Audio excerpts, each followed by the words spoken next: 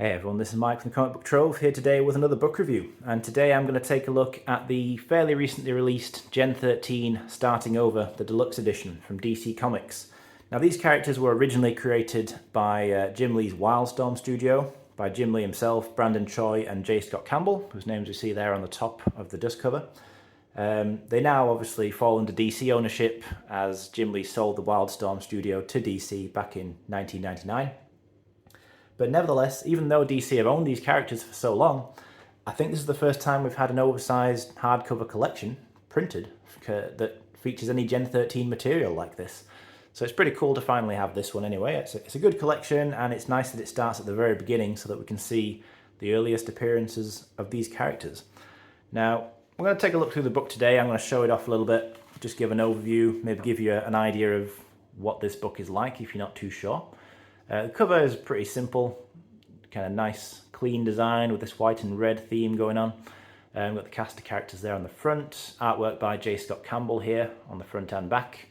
And his artwork is featured through pretty much all of this book with a couple of exceptions.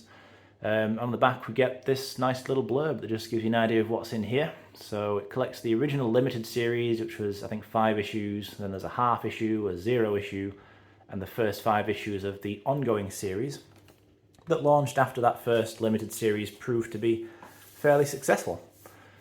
And interestingly though, perhaps worryingly, depending on your perspective, this book is not labelled as a volume 1, so there is no indication that this is intended to be the first in a new series of collected editions featuring this series. Will there ever be a volume 2 that carries on from here? Really don't know. But at least we've got this book. It's nice to have these earliest issues, as I say. This wraparound image under here by J. Scott Campbell, pretty cool. Although what you'll see, hopefully see anyway, through these first 5 issues, that original miniseries, is that I think Campbell's artwork was still very much in an early stage. You know, he wasn't quite as refined with his style as he would later become. In fact, I would say early on it really looks like he's mimicking, you know, the kind of Jim Lee 90s style, which makes sense, I suppose, as he was working within Jim Lee's studio and he was a hugely popular artist, obviously. But this really doesn't look like J. Scott Campbell's artwork as it would later become, and the style that I think everybody's much more familiar with him drawing in to this day. But it's cool to see the evolution of an artist like this. This is an extremely 90s book. You know, there's lots of over-the-top, just extreme scenes, the artwork, you can see the kind of costumes that both the male and female characters are in. Very typical of that kind of extreme 90s style. The story then features this group of kids, these teenagers. The main character, I suppose, that we follow more so than the others is this girl here, Caitlin Fairchild. She and the others get taken to a secret government facility, and they're basically being experimented on to try and discover if they have superpowers. All they believe is that they're in some kind of government internship, but the reality of it is it's part of some kind of covert secret government operation to try and discover superpowered people. So Fairchild and the rest of the team do prove to be Gen positive. I think that's the term they're using here.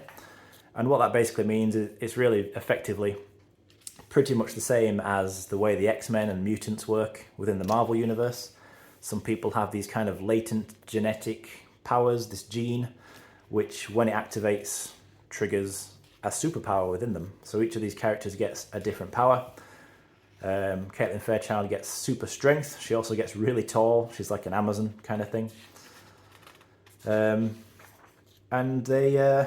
Initially, they have to break free of this facility and the people controlling it who are chasing them down, and that's what the first limited series is really about. It's just them trying to break away and break free.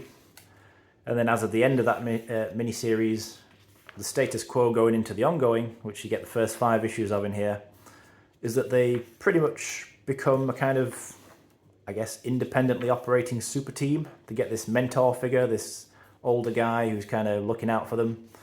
Very much the Professor Xavier of the team. There's a lot of similarities to X-Men, I think, within this whole book. Certainly plenty of similarities that I spotted. I don't know if you maybe disagree, but to me it seemed like it was definitely taking elements from that series. And I guess, again, that would make sense because we're talking mid-90s here. You know, the X-Men was a hugely popular franchise at that time. It would make sense to slightly copy it a little bit. But this is, you know, as I say, it's very much of its time, and obviously everything's of its time, so that sometimes seems like a redundant statement, but it's the artwork here, it's that 90s artwork, very much so. The dialogue is not often the best. It's written by Brandon Choi, and there are a lot of attempts at humour, which for me kind of fall flat. It's just a bit too cheesy. Or what he'll often do, there's a few examples I noticed reading through here, where there will be a funny joke, like a little kind of throwaway line that is actually quite funny, but then it gets repeated several times, the exact same joke, just over over the next few pages within the same issue. So it kind of, you know, they wear it out. At least that's how I found it to be. But it's not terribly written or anything. It's just that kind of cheesy style. And I guess this book isn't really one that took itself too seriously. It's quite, I think, slightly self-aware. You know, it's not trying to be anything particularly sophisticated or clever. It's just a kind of fun adventure story, really, I suppose, featuring these characters. So this is the guy here who ends up looking after them, Mr. Lynch, they call him. Can't remember what his actual first name is. But I had a fun time reading this, but the thing is, it's not at all one of my favourite ever reads. In fact, I would say that it kind of didn't leave much of a strong impression on me, either good or bad. You know, like it's definitely not a terrible comic. It is something that I think you can have fun reading, but at the same time, it's not immediately become, you know, a favourite of mine or even anywhere close to that. It's really just not that memorable, you know, like, I don't know. It's just something that can definitely entertain you, but you're not likely to, I think, really fall in love with the series or anything like that. I don't know, maybe you will. I'm sure there are some big Gen 13 fans out there, and I'm not telling anybody that you can't like this book, obviously.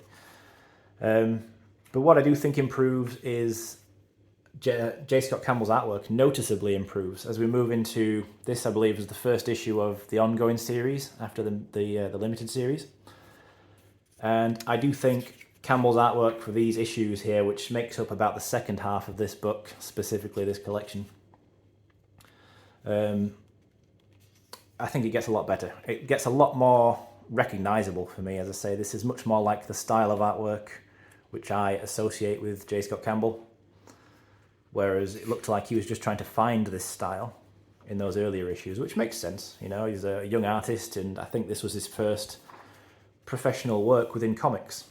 So overall, I think he did a very good job, and he got better very quickly. At least if you like this style of artwork. If you're not a fan of his, obviously you're probably going to disagree with me there, but if you're not a fan of J. Scott Campbell's artwork, then I think this would not be a collection for you.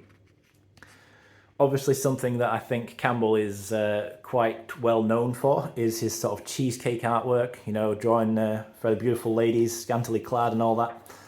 And we definitely get a few examples of that, more than a few examples really. A lot of this kind of cheesecake artwork could be argued to be slightly gratuitous, you know, just pure fan service really. I would find it kind of hard to disagree with that, but obviously it just depends whether or not it bothers you. You know, is it an art style that you like or not? Personally, I'm not going to complain, but, you know, that's just me. I think it's a good art style, you might not. But that's really why I like to do these overviews, to give you an idea of what to expect.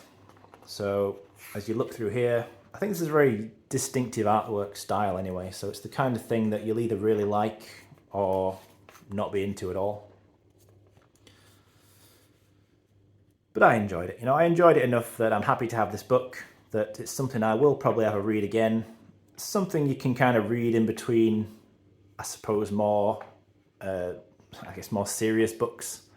It's if you read a big run, for example, and you want to read something that's a bit of a palate cleanser that doesn't really require you to do much thinking, you can just kind of, for the most part, shut your brain off and enjoy something that's just supposed to be a pure kind of action adventure story. Yeah, I think this ticks that box. And there's a lot of cool pin-ups here in the back as well by various artists. There's a cool Todd McFarlane Spider-Man issue 1 homage. Yeah, a whole variety of different art styles in the back here. That's a pretty cool Pulp Fiction recreation.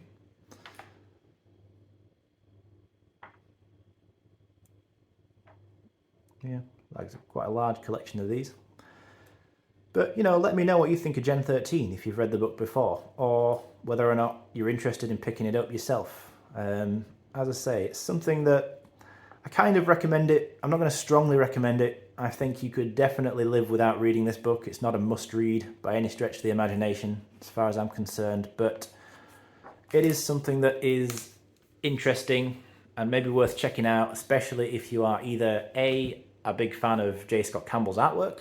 Then I think this is a really good book to check out because you get to see pretty much how he started in the evolution of his early artwork. And also, if you're just a 90s comics fan in general, then this would probably be something you'd enjoy as well. But yeah, as I say, let me know if it's something that interests you or what you think of it if you've read it before.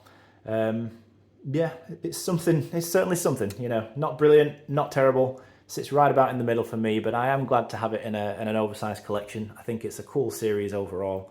I would like there to be a second volume, just because that would collect more J. Scott Campbell artwork. That would be good for me personally. But I guess we will see if that happens or not. But anyway, thanks as always for watching, and I'll be back again soon to discuss something else.